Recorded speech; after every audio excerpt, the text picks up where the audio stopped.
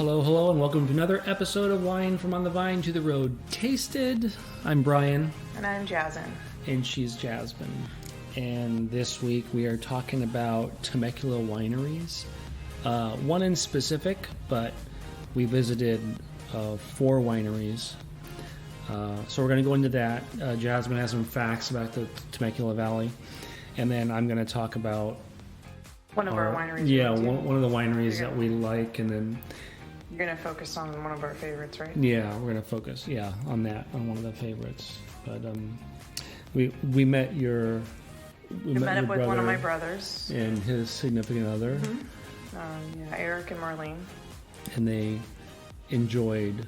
well, we wanted to share with them our favorite winery. Yeah. One of our favorite wineries. So we went to 3 wineries and then met up with them on the 4th winery. Yeah, they're always late. They're always late. We know how to wine taste. Yeah. We should. Like we scrambled. Yeah, it was but fun. That's fun. It was fun. We had a lot of fun doing that. I think it's nice that we could do that, kind of do our own thing, and then meet up with family members and do whatever we're gonna do or what we planned, and that way it gives us time to just do our just our own thing. Yeah, no, it was good. It was good.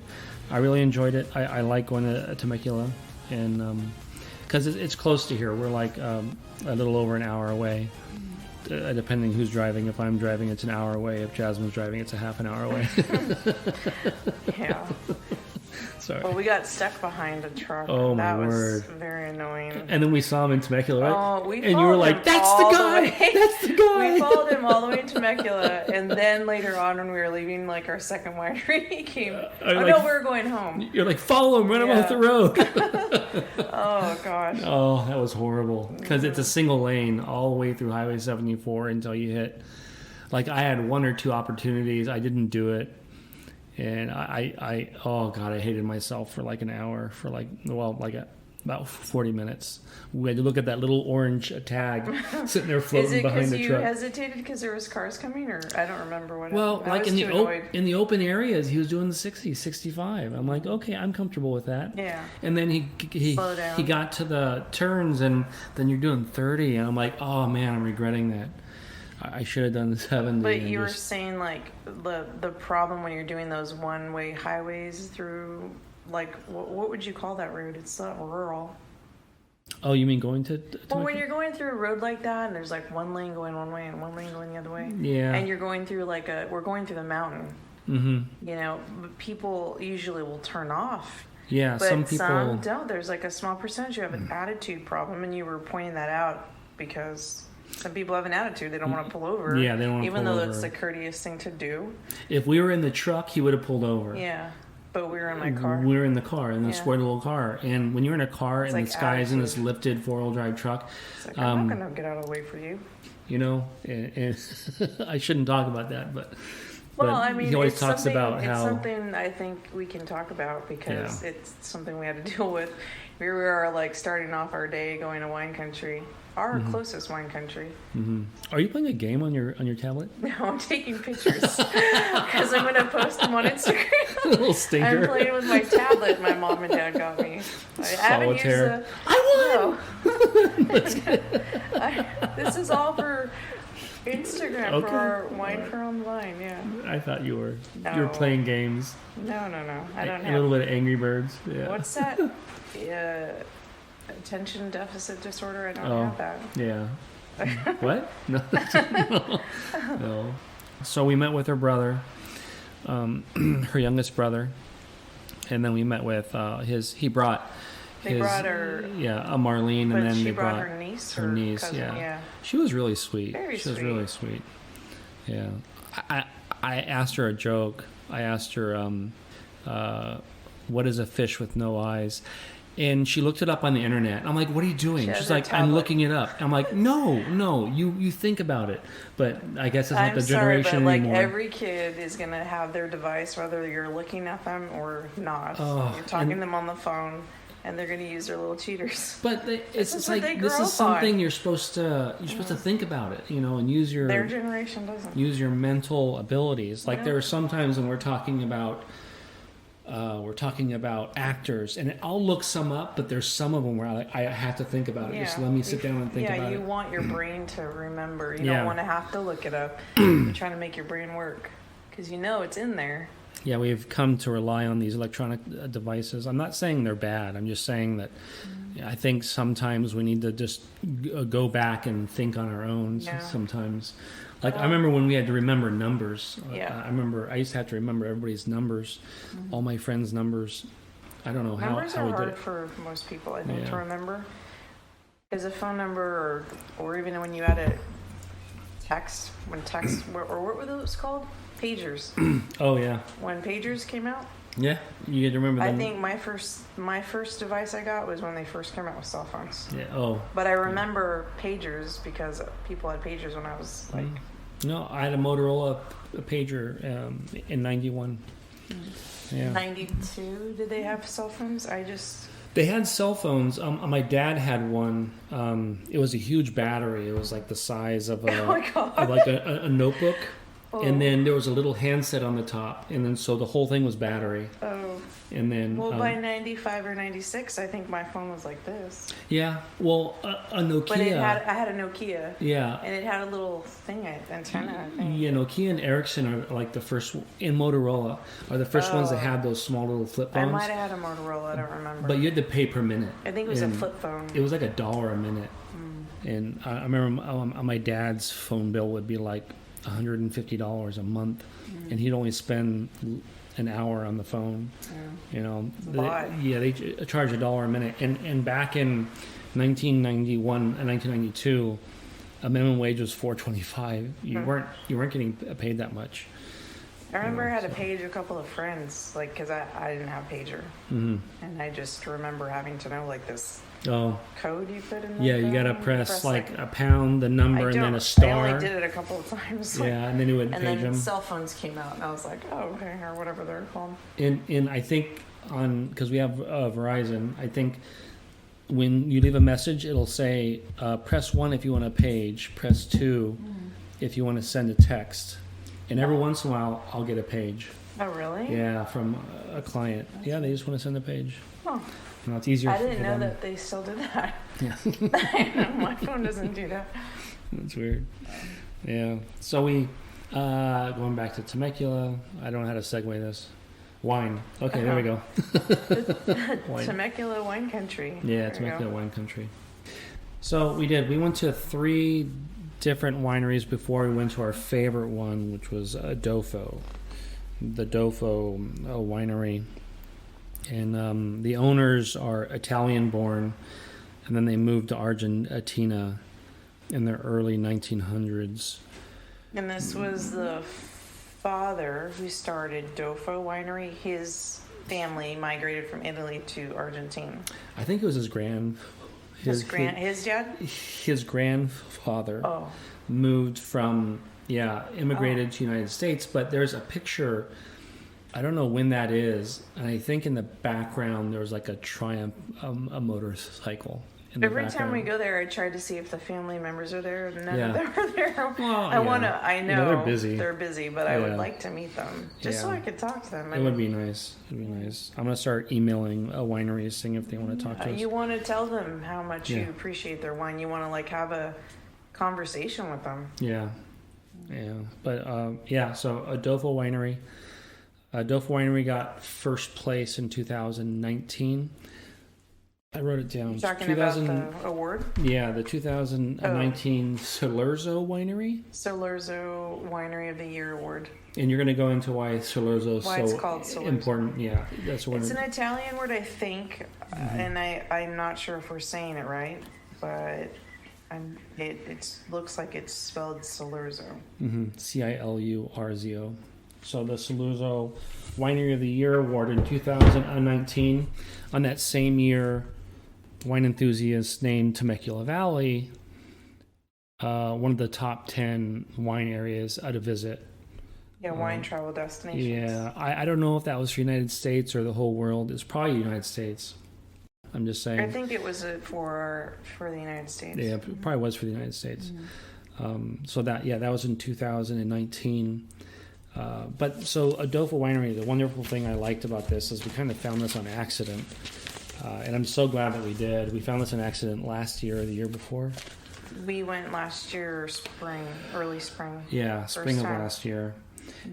And you and I went for the day and did that. Yeah, it was and then fun. I think we met up with my parents later. We kind of did the same thing. Yeah, we went to Danza, we did Dofo, and then we went to Botella. We met my parents there. Yeah. So we went to Dofo Winery. It's a small batch winery.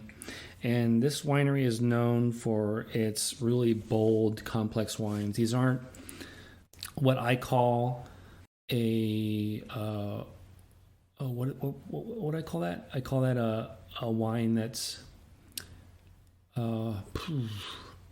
safe. It's not a safe wine. Safe wine. Yeah. It's got a palate. It's set up for palates for people who like really bold wines. They're very. Because we did try some wines that day from another winery. Yeah.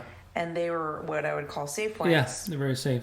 Because what you find is there's some wineries that you go to, and not a lot, but I think people that don't have like you're just talking about a palate, and so they'll make wines that are safe. For most people are going to buy them. I guess like a richer palate, like they don't grab for it. It's just like they taste wine, like, oh, this is nice. Well, and sometimes there's people nothing wrong with that. That's just beginning stages of tasting wine, and some people just don't have that. Well, it's like people who drink rum, right? It's like there's a couple that you go to, and then those are the ones that are known. Yeah. Then there's the people who really want to delve into the rum world. And then there is a whole line for those people. Yeah. And so I think sometimes it's the nostalgia of being at a winery that just sends people there. And there are some wineries that are just set up for a huge amount of people. And there's another set of wineries that are set up for people who want to delve a little bit deeper into the wine world. Well, when you find a place like Dofo and it's a small batch winery, you see the difference. And what kind of wines they make and what it takes to make this kind of wine. Yeah. Versus going to another place that makes it, like you said, for just people to gravitate to because it's a big place, a big winery. Yeah. There's nothing wrong with that. You can drink the Coke or the Dr. Pepper. Which one do you want? Yeah. Yeah. So the gentleman who owns this, his name is Marciello. I think is the way you said it was.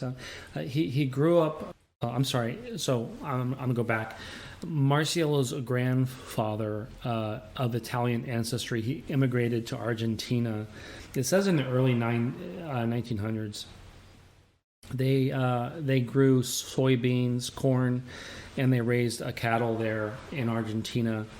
Marciello, who was the owner of Adofo, he grew up on the land and he loved cultivation. He loved the way that things grew, and he loved cattle.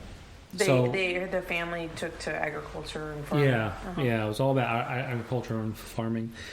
So, in early into his adulthood, Marciello immigrated to the United States for a short time, and then he returned to Italy and visited his great uncle. And his great uncle learned or taught him how to make wine in his basement, because he made just his own little wines in his basement. And then Marciello returned home to the United States, and he created a few batches of wine in his garage. And then he decided to expand his knowledge, and he went to, he wanted to expand his knowledge. And in 1997, he was awarded the silver medal from the Orange County Wine Society.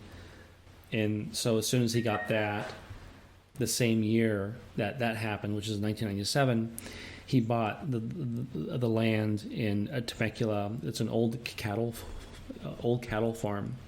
So Marciello, he installed the first set of trellises and all the irrigation by hand. I think it was by himself. I think it said painstakingly. He did that by himself. So he's very proud of his winery. And I was watching a video on him And he said that he just wanted to have people over to drink the wine that he made. It wasn't supposed to be a business. Yeah. He just wanted to have this small little farm. Something that he could do for his friends, like coming over. Yeah. Something to do with his kids, too. I think he wanted something to do with his kids from what we were watching a video on them. Yeah. Yeah. And they were the family was talking about that, like something to do. Yeah. He wanted to just share his wine with people. Mm-hmm. And then he planted his first vines were Cabernet Sauvignon, Syrah, and a small percentage of Petit Verdot and Cabernet Franc. 4 years later, he made his first wine, which was dubbed Mistura, Mistura. Mistura is his mothership. Mm-hmm. We have our windows open right now because it's really nice outside. It's like 72 or 73 degrees. We're supposed to be 100 by Thursday. So we're really enjoying this. So sorry if you guys hear any noises in the background. Yeah, we can't help but enjoy this. Yeah. Beautiful weather. Really nice. So yeah, his first wine was Mistura. It said 4 years later, so I'm guessing 1997. So 2001 is my guess. It doesn't say what year was his first year. So between 2001 and 2003 probably. He has three children, Damien, and then he has Bridget and Samantha. And he assisted in the winemaking, helped develop the wine, the vineyard. He helped develop it when he started getting old enough to do that. And then he grew to have a very sophisticated palate at a very young age. And he really enjoyed working alongside his father. And I heard a story that he said, one day I'm going to own this winery. And his dad said, you haven't earned it. You haven't earned it. And I guess it really woke him up. So he decided to go to Cal Poly. And then he ran another company for a little while before he came back to his dad. And then his dad eventually put him in charge as a general manager of Dofo. And then he slowly made him into the winemaker. Mm-hmm. And then now he's the CEO of Dofo. You said CEO, winemaker, and general manager. And general manager. Yeah, so he's pretty involved. Winemaker, general manager, and CEO. Yeah, he's very involved. And then his dad started stepping back.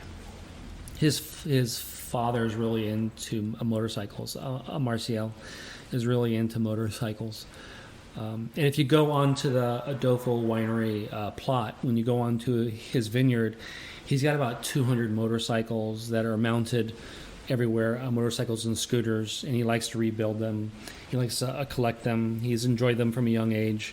Again, if you look at his pictures on the Dofo website, you'll see in the background, he's just a little kid. He's probably like 7. There's a motorcycle in the background. Again, it looks like a Triumph. I'm not a big motorcycle geek. Yeah, there was a Triumph. Yeah, they had some nice bikes there. Yeah, they are. Really nice. And then he's got some, and then he was doing an interview on YouTube. It was a YouTube interview. I don't know who did the interview, but behind them, there's an old Ducati. They had Ducatis. Yeah. Those are nice, yeah. They're beautiful bikes, especially now. They're just beautiful bikes. They're so fast. That's Damien. And then Bridget, she's the tasting room director, and Samantha is an events coordinator. Wasn't a lot of information on them. I wish I had more because I don't want it to seem like I'm focusing on the son more than the daughters, but that's the information that they gave me. But what they did say is that without the daughters, Dofo would not be the travel destination that it is now. So they have a huge involvement in this. They keep things going and running, and I'm sure they're very involved in the background. But that was another cute little thing that I saw too is he's installed speakers throughout the whole vineyard, and when the grapes are growing, he plays music out of the vines. That's so cool. He says he thinks it helped. It might help. You never know.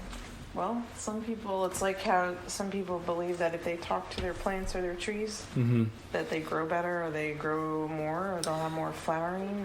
Or They do. And I read something on MSN years ago, because I've talked to a lot of clients about this. I said if you walk up to your plants and talk to them, that they'll grow better.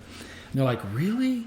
And so I'm like, yeah, but it's based on the carbon dioxide. Yeah. So you're releasing carbon dioxide when you're talking to a plant. right. And they love that. They'll take it in through the leaves. It'll get trapped in the soil. It's actually roots the will take it science in. behind it. Yeah, it's a science behind it. But, I mean, that's what helps. Yeah, and they're talking to their plants. It helps. So, I don't know what vibrations and music gives off, but maybe there is something with that. Well, I don't know if you remember that there's a bourbon whiskey called Blackened, Oh, yeah. and it's by Metallica, Oh, and they play their music, and the vats vibrate. So they say it makes when they're playing their guitar and everything, that it makes their playing their music, that it adds to their product and makes it taste better. So I've had it. yeah. It's really good, but I don't know. Probably how all true. from their Ride the Lightning and Master of Puppets, Master of Puppets albums, because those are the hardest ones. Yeah, or maybe it's from their Black album. Who knows?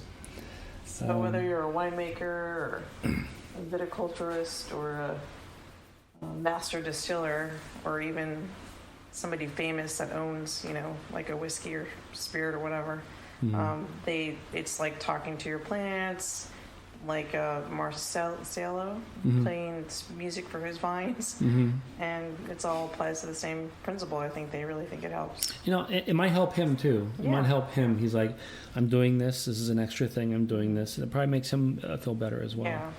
So I I can see that. They're passionate about what they believe in or what they do. Yeah, that's correct. He talks about that, his family, their passion, Yeah. their drive. Yeah, they do have a lot of drive. They really do. For making these delicious wines. Another thing I wanted to bring up about Marcial is what they did on their farms in Argentina. In between the soybeans and the corn, they would put these ground cover crops in the middle, and what that does is it reduces erosion. And it also says he doesn't have to till the soil either. Yeah, he said there's no tilling, and it controls the erosion, Yeah. It does it between the rows. Yeah. And he applied that here in his vineyard in Temecula. Yeah.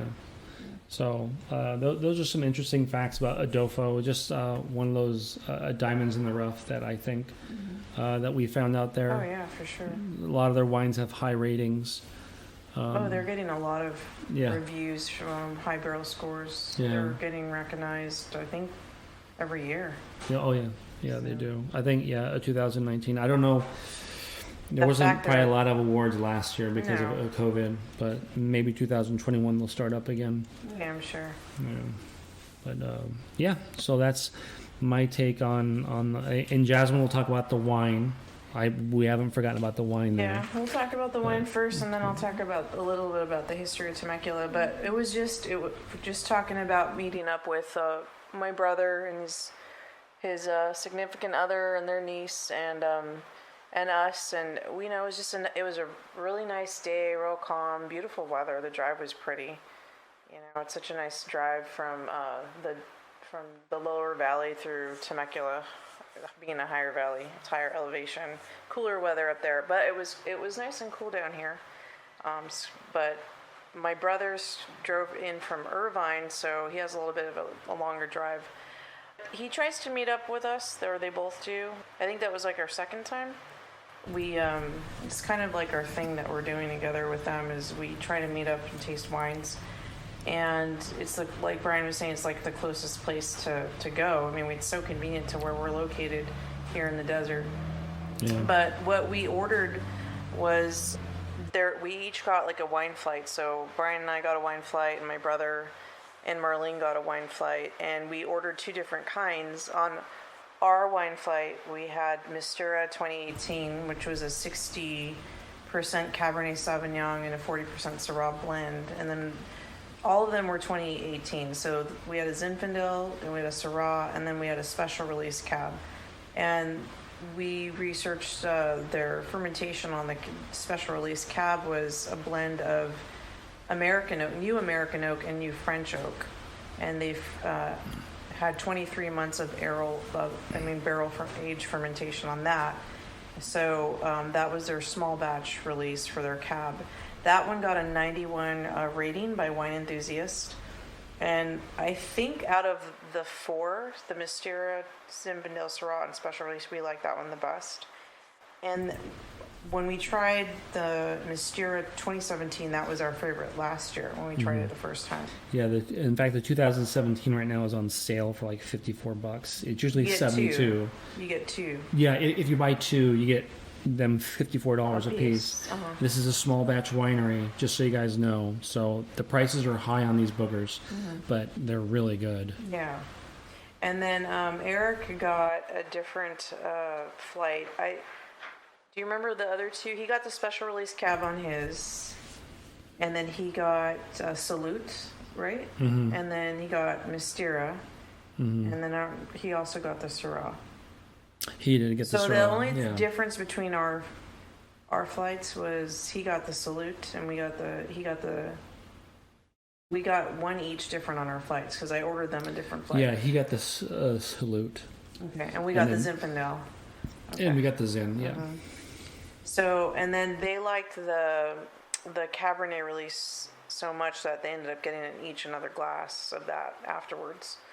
And then we ordered food. They have two different ways you can order food. One is through the winery, and then one was through their catering little kind of restaurant on the side that they own. Yeah, I think it's because of COVID. They usually have their kitchen open, but because of COVID, they brought in They have a different... Yeah, they have a catering service. Yeah, so it's like set up standard for COVID, right, to make food. Yeah, it was good. It was good. Yeah, everything's outdoors. You got pulled pork sandwich, and I think Eric and Marlene got pulled pork also. Yes.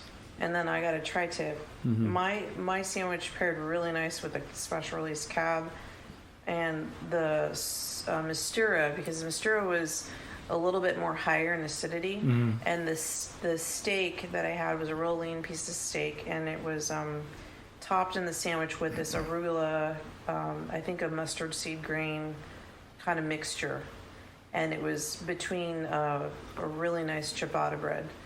And then they made these awesome, like, skinny fries that were just seasoned really nice, and it went well with those heavier, bolder cabs, or heavier varietals. But the cab was very smooth. 23 months. It was just awesome. It went good with the pulled pork because it was laced with a cabbage, and then there was a little bit of what do they put in there? It's kind of like a watery, like.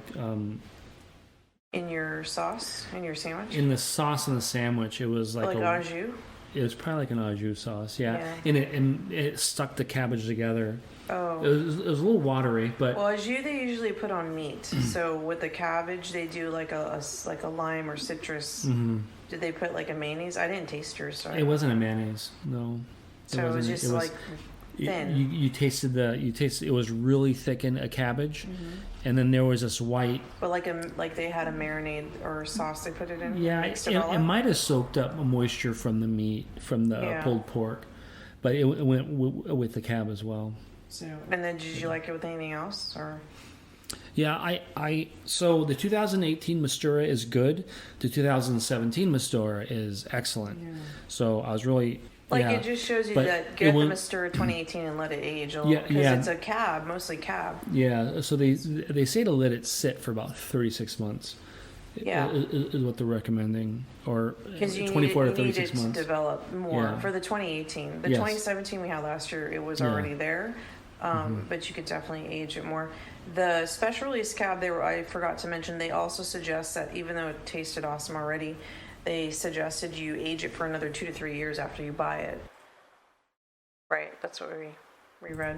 Yeah. They do say to put it in your cellar, or put it in your, or like we have a wine fridge. Yeah. So put it in your wine fridge for a little while. Yeah. And then normally, just a traditional Cabernet is between 10 to 12 months fermentation, barrel fermentation on that. So it shows you the difference of special release reserve. The longer time, obviously, in the barrels. So it was 23 months made a nice, just real silky, velvety. Had a great body to it, very dense. No, it was so good. But the fruits were like, it wasn't like fruity, but you tasted this just flavor. That was spicy and bold. Spicy, bold, yeah. Yeah, it's so, and the difference too is, I don't know if you covered this, but the Cabernet Sauvignon, the regular one is American oak only. No, I didn't add that in. Okay, yeah. So the special reserve, and they didn't say how long that they let the lees build up on that. I think they were talking, it's probably your standard 10 to 12 months. That's a guess. I'm not saying that's what it is. That's a guess. I think that's standard, 12 to 10 months on a regular Cabernet. And then that was, you said they just use regular American, or they use American oak only. American oak only. And then the special reserve. New American oak with new French oak. Yeah. It was American and the French oak for 23 months. It had a mix. It didn't say the percentages. It's probably a 50-50 blend. It might be. Most of the time it's a 50 when they're new. So, and then a little bit about the history. Well, first of all, the location. I think most people know that where Temecula is if they live in Southern California. So it's 60 miles north of San Diego and 90 miles southeast of Los Angeles. And it's at the heart of California's South Coast wine region. So Temecula officially became an AVA, or American Viticultural Area, in 1984. And Temecula has a microclimate that's well drained, and this adds to the success of their vineyards and the grape production. The soils are mostly composed of minerals of granite, and it has an elevation of 1,500 feet that makes that microclimate have cool summer nights, which allows cool breezes to come through the afternoon throughout the entire summer. So that's pretty much the stability of the climate. It makes a consistency of that. Those breezes put a consistency through that temperature. And the Temecula area, its beginnings actually started off with the stagecoach in the 1850s. So the railroad line was what boosted Temecula's economy in 1882. And the American Prohibition of the 20s and 30s became a very actually stabilizing event for Temecula as well, because they did their share of bootlegging and speakeasies during that time. So throughout Temecula, they had taverns and bars and what you would call blind pigs or blind tigers, and these were often operated, of course, by organized crime members, but they had their share. I just think it's interesting because Temecula is not any different from any other place that was trying to sell alcohol. So, and what I found was interesting is the start of the actual wine production was due to this Hollywood couple in 1967. Their names were Vincencio and Audrey Solurso, which we had brought out that the awards in Temecula are called the Solurso Wine of the Year Awards. So this couple is actually why that was founded by them, because they were the first to purchase 40 acres of property on this long dirt road that was known as Long Valley Road. There was nothing out there, it was just dirt. It was this long, huge road of dirt. And later on, that became what everyone knows as the Rancho California Road. That's the modern day name for it. Okay. And the Solursos established their first modern commercial vineyard in Temecula in 1968. So they bought the property in 1967, not too long. 1968, they planted the first vineyard. So later on, everybody knows the Callaway Winery, which I'm pretty sure because of Eli Callaway. He's a professional famed golfer, and this was in 1974. And I actually went there to Callaway in 2019. I think I went there. Did this like wine tasting day, and I stopped there at one. That was like my last stop, and they've been there for a long time. They're actually one of the reasons why the Solursos started the whole wine vineyard and establishment, but then Callaway's the one that marked the beginning of the large production wines. So they're the ones that came in and started making, like, their winery became well known, and they were just pumping out wines like by the barrels. I mean, they were the ones that started off the economy for that area, and others followed. So in 1981, Callaway sold their winery to Hiram Walker and Sons, and that's another big name in the wine industry world, and so they owned that since 1981. And then John Poole opened Mont Palomar Wineries in 1975, and then in 1978 the Solursos actually went and purchased a different piece of land away from their original site and opened up another vineyard. And so Temecula's oldest winery is called Maurice Carey Winery, which I don't think we saw when we were up there. I don't believe we like passed that on our way. We have to look that one up. It's a big area. It's a really big area. It is. So Temecula actually has like a total of 40 wineries throughout their valley. And modern day Temecula wine country is located east of Rainbow. I believe it's Rainbow. I'm trying to remember.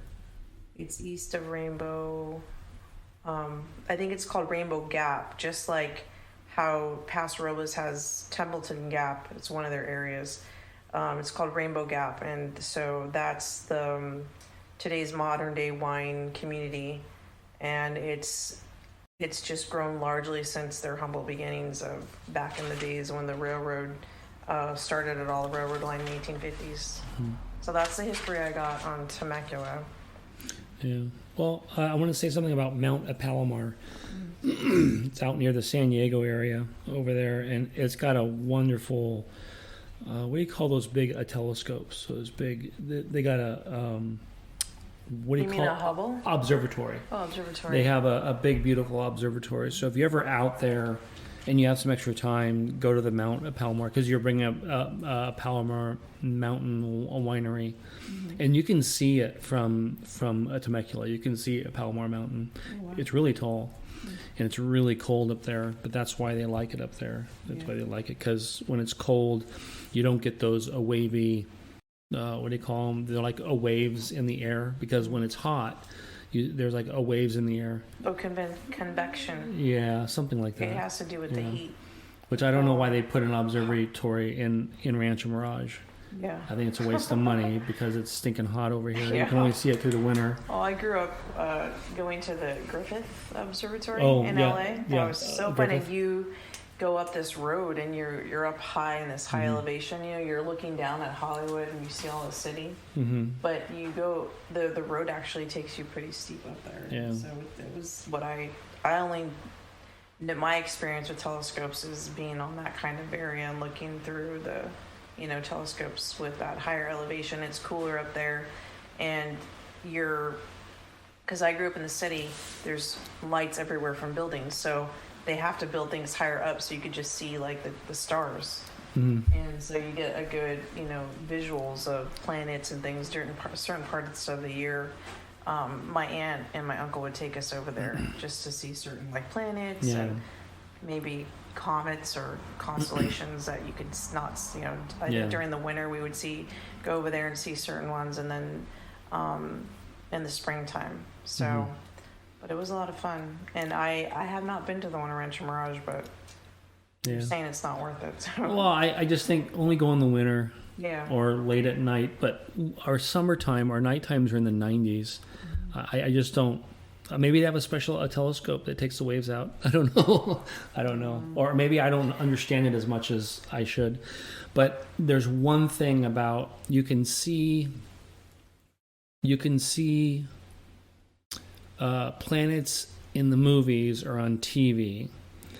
But when you look through a telescope and you could see Jupiter or Saturn with your own eyes through a telescope. It's a totally different experience. And another reason why I remember Palmer Mountain is because when we lived in Valley Center for a year and a half or 2 years, and then we came back to the desert, the main road going up into Valley Center was Palmer Mountain Road, and then Oak Tree Road, and then our ranch was right there. But the Palmer Mountain means, I mean, that's a pretty significant name for me. I don't know. Whenever I hear that, I remember my dad taking me up there as a kid, looking at the observatory. So we'll have to go check it out one day with you. Yeah, it's fun. It's fun. It's a walk and everything, and the telescope is giant. I'm surprised my other brother never talked about that since he lived over there in San Diego for so many years. Oh, maybe he never went there.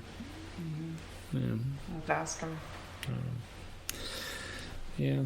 And then another thing, I remember when I was a kid, my mom had a Firebird, and she was going on Palmer Mountain Road, and then my dad told me, your mom's been in an accident. She hit some ice on Palmer Mountain Road. And in my head, in my little 6-year-old head, I'm thinking some jerk took ice cubes and threw them all over the road. My mom slipped on them, and I was so mad at that person. Oh, that's so cute. Isn't that weird? Oh, it's cute. That's what I remember. It's kind of dumb. So Palmer Mountain You're Road 6, means I know. It's just like, cute. who would dump ice on the road or let my mom have an accident? That guy was mean, you know. The innocence of a child. Yeah, child mind. It's like when we were driving past the. I think we have over 2,000 huge windmills. I used to tell my daughter when she was a kid that if the windmills stop, that means California is going to break off the United States. They're stopped, Daddy. It keeps California attached to the rest of the United States. That's fun. So mine believes everything you hear. Yeah, the things you do to children.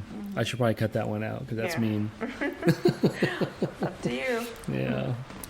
Oh well, but yeah. So if you have a chance, go to Temecula. I know it's not talked about a lot. We always talk about Napa, Sonoma, Willamette when you start going up north, you know, and then Columbia Valley. But Temecula's made their mark. Yeah, they're starting to really come around. 1984. I mean, but they've really grown since then. I mean, they became an